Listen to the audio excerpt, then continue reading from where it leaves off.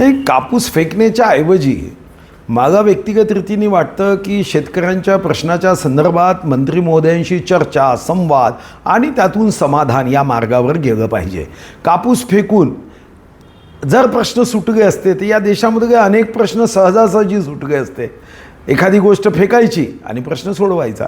मला वाटतं की व्यक्तिगत रीतीने आपण जेव्हा लोकशाहीला मांडतो, संविधानाला मांडतो, तेव्हा शांततामय मार्गाने जे प्रश्न सोडवता येईल त्या शांततामय मार्गानेच प्रश्न सोडवण्याचा प्रयत्न केला पाहिजे. अफवा आणि अशा पद्धतीचं वक्तव्य कोणीही करू नये. लाडक्या बहिणींच्या संदर्भामध्ये सरकार संवेदनशील आहे.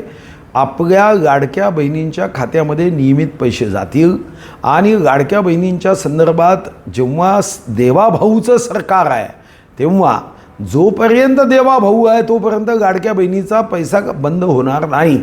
प्रश्न राहिला की लाडक्या बहिणीची योजना जेव्हा माननीय मुख्यमंत्री एकनाथ शिंदेंनी केली तेव्हा ज्या अटी शर्ती होत्या तर अर्ज तपासावेच लागतात की त्या अटी शर्तीच्या अधीन राहून अर्ज केल्या गेलेत का. एवढं तपासणं म्हणजे गैर आहे असं मला वाटत नाही. मला वाटतं की असं आत्ता कुठेही शक्य नाही. शिवभोजन थाळीच्याबद्दल कुठं गैरव्यवहार होत असेल, कोणतीही भोजनाची थाळी न देता अनुदान घेतल्या जात असेल, तिथंच हा प्रश्न आहे.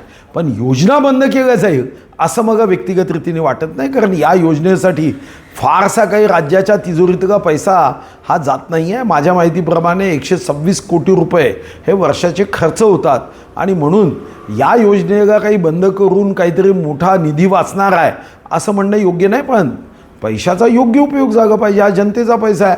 उद्या शिवभोजन थाळी द्यायची नाही आणि पैसे उचलायचे किंवा ही काही महाविकास आघाडीच्या कार्यकर्त्यांच्या पालनपोषणाची योजना नाही आहे.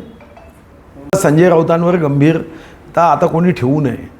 असं आहे की छत्रपती शिवाजी महाराजांचा अवमान करण्याचं काम कोणी केलं. अफजलखानाच्या कबरीचं अतिक्रमण आम्ही काढलं. अफजलखानाच्या कबरीचं अतिक्रमण नियमानुकूल करण्याचं काम कोणी केलं. ते तर महाविकास आघाडीने केलं ना. 5 मे 2008ला आम्ही तर अतिक्रमण काढलं. आणि म्हणून मला व्यक्तिगत रीतीने वाटतं की छत्रपती शिवाजी महाराजांच्या संदर्भात पूर्व प्रधानमंत्री पंडित नेहरूजींनी डिस्कवरी ऑफ इंडियामध्ये वाट चुकलेला देशभक्त हा जो काही शब्द प्रयोग केला आणि स्वातंत्र्यवीर सावरकरांचा अवमान करणारं वक्तव्य केलं त्याबद्दल संजय राऊतांनी बघावा. हा तर संजय राऊतांचाच अजेंडा आहे. महाराष्ट्रात कोणी करू नये. शिवभक्तांना हे सहन होणार नाही. आणि अशा वक्तव्यामध्ये कारण नसताना छत्रपती शिवाजी महाराजांचे शिवभक्त पेटून उठले. लोकशाहीमध्ये प्रत्येकाला आंदोलन करण्याचा अधिकार आहे. तो संविधानाने दिला आहे. फक्त ते आंदोलन चांगल्या गोष्टीसाठी असावं, योग्य मागणींसाठी असावं आणि शांततेने व्हावं. याला कोणी थांबायचं. निर्बंध सरकारच्या वतीने लावण्यात येत नाही आहे. जेव्हा योजना प्रस्तावित होती त्या योजनेमध्ये ज्या अटी शर्ती आहेत तेवढ्या तर तपासल्याच पाहिजे ना.